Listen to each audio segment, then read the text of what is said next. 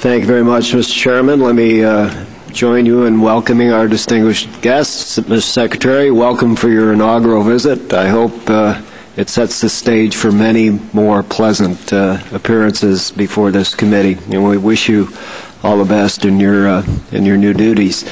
As the chairman noted, today is a follow-up to a hearing we held in March on some of the findings with respect to GAO's assessment of high-risk federal programs, and that is certainly important, but it's, as well as the chairman noted, this is a quite timely opportunity, as we will be marking up the acquisition bill. That I want to add my words of appreciation to Mr. Andrews and Mr. Conaway and to the panel that they led in coming up with, I think, a terrific product to deal with this issue.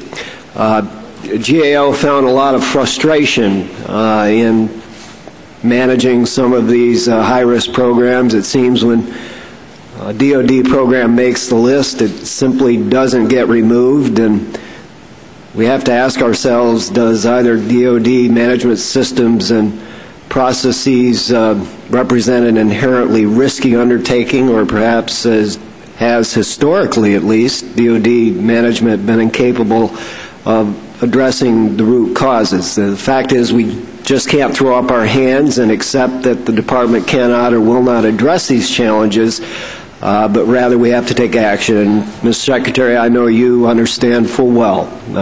In large measure, that responsibility falls on your shoulders, particularly as the Chief Management Officer, and it's one we share on this committee. It's a responsibility that we hold, along with you, to assume a leadership role in advocating for reforms, particularly for areas deemed at high risk, such as defense acquisition. And speaking for myself, I pledge we'll stand ready to work with you in achieving those objectives.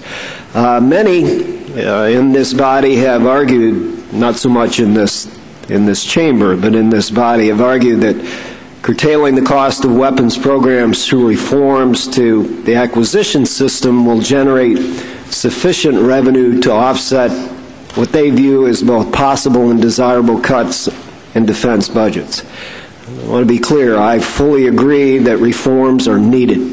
We have to keep in mind, however, that any cost savings aren't going to materialize overnight. As the chairman noted, along with many of our colleagues on this committee, the introduced legislation on acquisition reform adds our committee voice to the ongoing efforts to reform the defense acquisition process. It is similar in many ways to the bill introduced in the other body by Senators Levin and McCain. And yet our proposal would create a more transparent procurement system with added competition and independent scrutiny. And while creating, as what the chairman rightfully noted, was intensive care for programs that have already entered into production, our approach focused heavily on the early stages of development, where, as he noted again very accurately, most of the sins of high-risk programs are created. This should, in our view, enable the Department of Military Services to save significant money on new starts, thus providing better outcomes over the life of these weapons programs. However, the fewer new acquisition programs created, the fewer opportunities there may be to capitalize on these reforms. Mr. Chairman, I would ask that my entire statement be entered in the record. Without objection, of course. And I'll simply say in conclusion, as I reiterate, although I strongly believe continued reforms of procurement processes and other DoD business processes are essential, I have to break with those that point to waste and mismanagement in DoD as grounds for tightening the defense budget.